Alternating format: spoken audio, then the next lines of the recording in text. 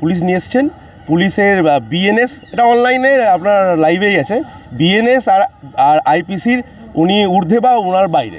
BNS আর আইপিসির মধ্যে উনি পড়েন না, ওনার ডিপার্টমেন্টও পড়ে না, ওনার এরিয়াও পড়ে না, তাই জন্য পুলিশ এখানে কিছু করতে পারবে না। তন্ময়কে কোনো কথা বলা যাবে না। তন্ময়ের সঙ্গে কথা বলতে গেলে আগে ওনাকে কমপ্লেন দিতে হবে, তারপরে উনি এনকোয়ারি করে উনি রিপোর্ট দেবেন। তো এখন তন্ময়কে কিছু বলা যাবে না। এবং আধ ঘন্টার মধ্যে দেখা যায় যে ডাক্তারবাবুর কাছে খবর চলে যায়, ডাক্তারবাবু তখন স্বীকার করে তন্ময় কেউ নয়, আমিই হচ্ছি ডাক্তার। এখানে অনেক কিছু গাফিলতি ধরা পড়ছে।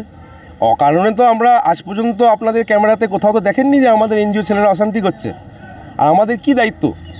আমাদের চিকিৎসা যেগুলো হেল্প করে দেওয়ার দায়িত্ব, বাকি সরকারি ডাক্তার দেখবে, প্রশাসন আছে, পুলিশ আছে, ফায়ার ব্রিগেড আছে। ফরেস্টে এর আগেও অনেক ঘটনা ঘটেছে। দেখা যাবে 2-4 মাস আগে শ্যামবাটিতে রাত্রেবেলায় 12:30 নাগাদ সজারু দেখা যায়।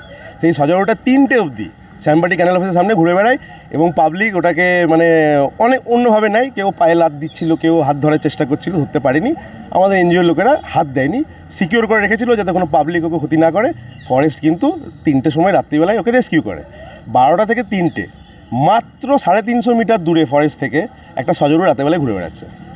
আরও বিভিন্ন কমপ্লেন এসছে রেঞ্জারের নামে, যেগুলো আপনারা প্রতিনিধিরা জানেন নিউজে, সেগুলো আমি তুলে ধরবো না এখানে, আপনারা নিশ্চয়ই তদন্ত করলে পেয়ে যাবেন। বিভিন্ন রকম আরও অনেক কমপ্লেন আছে।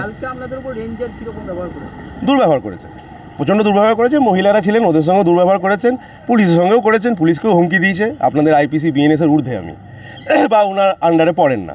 তো আর পুলিশকে যখন উনি দুর্ব্যবহার করছেন, তাহলে আমি তো একটা মানে নর্মাল একটা সিভিলিয়ান, যেটা আমরা ভলেন্টিয়ারি পশুপ্রেমী বলতে পারেন আমাদেরকে। বাকি আমরা যা করি, নিজেদের ব্যবসা চাকরি আছে, ভলেন্টিয়ারিলি বাকি সময়টা আমরা পশু চিকিৎসাতে সহযোগিতা করার চেষ্টা করি। যাদের কেউ নেই, অবলাদের পাশে আমরা থাকার চেষ্টা করি। এই মতো অবস্থায় কালকে আমাদেরকে অনেক রকম হুমকি দেওয়া হয় যে আপনারা এই বিপদে পড়ে যাবেন, প্রোটোকল আছে, এই আছে, আপনি কি করে ক্যামেরা অন করছেন। বললাম যে আমরা তো গেটের বাইরে আছি, আমরা তো গেটের ভেতরে ঢুকিনি, আমরা তো কোনো আপনাদের প্রতিনিধিকে কোনো বাজে ভাষা জিজ্ঞেস করিনি, আমরা প্রশ্ন করেছি। এবং প্রশ্ন করার অধিকারটা পেলাম কোত্থেকে যদি জিজ্ঞেস করেন, তাহলে রেস্কিউর সময় আমাদের কেন সহযোগিতা চাওয়া হলো, কেন আমাদের ইলেকট্রিক ডিপার্টমেন্ট থেকে ফোন করা হলো, কেন আমাদের কেজ নেওয়া হলো? আমরা সহযোগিতা করতে চেয়েছি, আমরাই তো দিয়ে এসেছি। আর যখন জিজ্ঞেস করা হচ্ছে যে কালকে যে রেস্কিউ করেছিল, মানে সোমবার দিন, পরশু দিন, রেঞ্জারকে জিজ্ঞেস করা হয় তারা কি দায়িত্বে আছেন, উনি বলেন যে না সেরকম নয়, এরকম নয়। আমরা ওনারা তো বললেন আমাদেরকে ক্যামেরায় যে ওনারা ওরাল ডিউটিতে আছেন। আমরা স্যার, ওরা যদি ওরাল ডিউটিতে থাকে কেমোফ্ল্যাজ কেন পড়ছে? ওরা কে দায়িত্ব দিয়েছে ওদের কেমোফ্ল্যাজ? না, ওটা একটা নর্মাল দায়িত্ব, হ্যান ত্যান।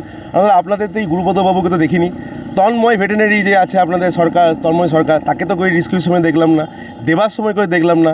দেবার পর তো কেজে যখন ভরলেন, ওর নেটটা কেন খুললেন না? ঘণ্টাখানে তো নেটের ভেতরেই বসছিল।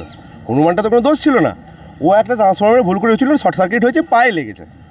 আর আপনি রেস্কিউর ভিডিও আমার কাছে আছে, আপনাদেরকে আমি দেবো, যাকে বলবেন সেই প্রতিনিধিকে দেবো। হনুমানটি যথেষ্ট মানে সবল ছিল, ও নিজে গাড়ি ধরে নিয়ে যেতে চাইছিল না, ওর হাত ওপরের পার্টটা খুব সুস্থ ছিল।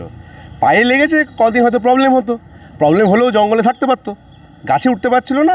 শহরের মধ্যে বা সিটির মধ্যে হয়তো ও ন্যাচারাল লাইফ পেতো না, কারণ গাছ তো এখন অনেক দূরে দূরে, শহরে তো প্রচুর ফ্ল্যাট হয়ে গেছে, ও তো এক গাছ থেকে গাছে যেতে পারবে না।